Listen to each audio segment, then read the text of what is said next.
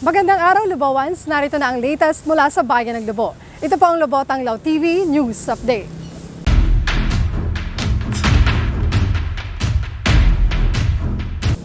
Nagsagawa ng public consultation meeting ang pamahalaang Bayan ng Lubo kaugnay ng Farm to Market Road na planong itayo sa 3 barangay dito sa Bayan ng Lubo.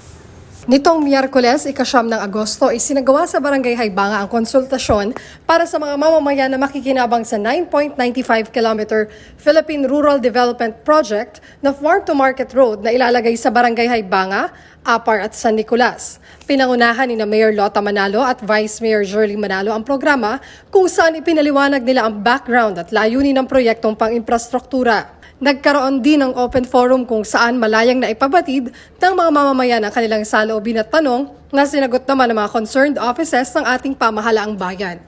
Samantala, tuloy-tuloy pa rin ang isinasagawang monitoring para sa malinis na kapaligiran, masaganang agrikultura contest ng pamahalaang bayan ng Lubo.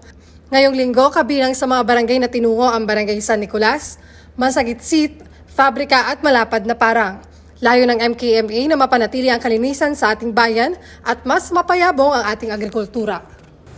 At yan po ang mga bagong balita mula sa Bayan ng Lubo. Ako po si Angelica Tianza Romero, ang inyong Public Information Officer. Muli, ito ang Lubo Tanglaw TV News Update.